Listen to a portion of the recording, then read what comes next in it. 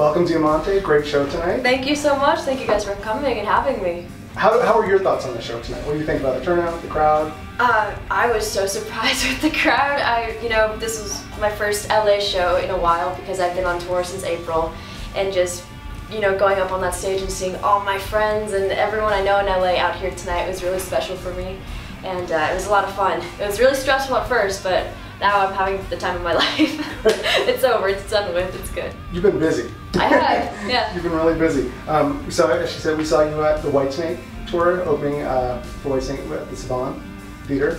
What about opening for Whitesnake and touring with Whitesnake? How was that? Opening for Whitesnake was surreal because I'm a huge 80s fan. That's really, one of my biggest musical inspirations, and to go with one of the most iconic rock legends from the 80s and be able to open up with them was just an honor, to say the least, And they're great guys, great musicians. The whole experience was incredible. That's great. And then you transitioned from that to Hinder. Yeah. On the Hinder tour. So how about that tour? They're completely different tours, but I love them both.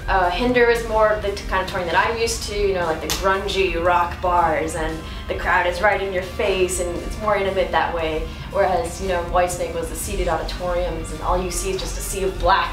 You're kind of up there by yourself, but both tours were great. So you also did the Revolver?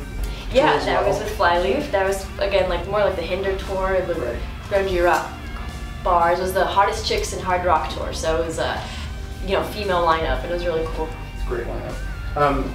So 3 different kinds of tours. What did you learn? Have you learned anything from either? Different things, same things? I've learned, different things from all tours. Let's see, I've learned how to preserve my voice. Definitely. You have to learn that, or else it's gone after, the 3rd day. Right. Just tour hacks, I've learned to really socialize and network with people the right kind of way. Be professional, have a good time doing it too at the same time, so. Okay, bands you want to tour with. Who's your dream band?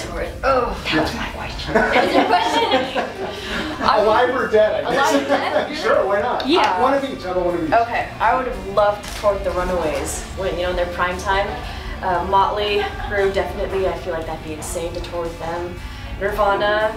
Let me see, who else? No Doubt. That would be awesome to tour with them. I'm trying to think. Skid Row, of course. Honestly, any rock band from the 80s would have been insane to tour with. Oh, that's great. You've been compared a lot to, I've heard, Lita Ford. Yeah. You've got influences as Pink, etc. Yeah, I'm very influenced by female rock icons like Joan Jett, Lita Ford, Pat Benatar, Stevie Nicks, and my pop influences are Pink, Avril, Gwen Stefani, just anyone with grit, really. Right. Talk about pop influences. I don't want to go back to early stuff, because I know you're now a rock chick. I'm not a rock chick. You're a rock chick. What was the transition like? You've been a rock chick.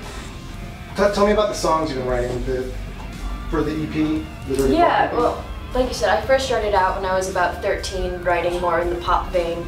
Because when I first came out to LA, just kind of assumed, you're going to be the next Britney Spears, this is what you're going to do. And over the years, I've kind of put my foot down a little bit and said, no, I want to do this kind of music. And when I was 14, I did a School of Rock summer camp, and that's when I was introduced to bands like Blondie and Black Sabbath, the Rolling Stones, Led Zeppelin, and I just fell in love with rock music ever since. So this last EP, the Dirty Blonde EP, was really more in the hard rock kind of area, and it's what it feels right to me to perform on stage, and it feels more natural than the other stuff I was writing before. Wonderful. So what about moving forward? Another EP, full album? Well, the goal is to go back into the studio and do a full-length album. Even more rock and roll. Definitely keeping that 80s feel to it because that's what I love. And then, after that music is ready to go, just go back out on the road as much as possible. Are you writing on the road, or do you write with people? I don't write with people. I don't record on the road or on the go, but I do have some concepts in mind, and I jot down ideas whenever they come to me. Really? But mostly when I'm in the studio, everything is in the spot and just in the moment. That's usually how I write. Very cool. So I said you've been touring a lot with some stories. I know I saw you on Periscope trying to blow up a parking lot with fireworks.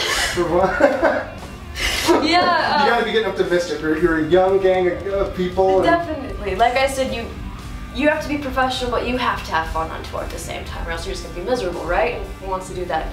So my tour manager Timmy and I would try to come up with like the craziest things we could for Periscope because we want people to have an inside scoop on touring besides what happens on stage. And like we did the fireworks in the motel parking lots. He's wheeled me out on a luggage cart the last Whitesnake day. I had to be on a plane 3 hours later. It was it was not fun, but it was a good story to tell. I went roller skating. I fell on my ass multiple times because we had an off week in Dallas, so we just did a bunch of stuff then. We got to explore a lot. We went to Nashville, went downtown and stuff, but a lot of the stories were on Periscope. So. Great. You're probably getting to see a lot of the country. Yeah. Yeah. That's my favorite part, is being able to travel, being in a new city every day. Favorite places so far? Favorite venues? Oh, favorite venues. I have to say, my favorite places to play were in Florida on the Flyleaf Run. I don't know, because it was right next to the beach, and I love the beach, so they had that whole party atmosphere. So I think that we played the Freebird live in Jacksonville, and we played Fort Lauderdale and Pensacola. I think it was the Music Factory in Michigan. Yeah, it was awesome. You found something good in Detroit. That's awesome. It wasn't Detroit. It was some other small town, but still, it was the coolest crowd. Awesome. Has anybody reached out to you? Anybody of your idols? Anybody that's heard you that you've been kind of surprised about? Of my idols, not yet. No. But you know what? If it happens in the future, I would be very stoked, especially to write a collab. Open for. I mean, Whitesnake would probably be one of the biggest idols that have reached out to me. You still in contact with Whitesnake? Anybody? Yeah, they're awesome guys. I get to we exchange videos from time to time, and on Twitter, Facebook, we're always, you know, messaging each other. That's great. So what's next tour-wise as well? Nothing booked yet. I have submitted for a lot of tours, but anything that does get booked will be announced on the social medias. So. Great. And any other things that you want to say? Get a message out there, talk to the few fans, you got them tonight. All right. Thank you guys so much for all the support, and keep being updated on the social medias for upcoming tours, upcoming music. I love you guys. Rock on and be badass as always. Awesome. Thank you so much. Thank you guys for having me.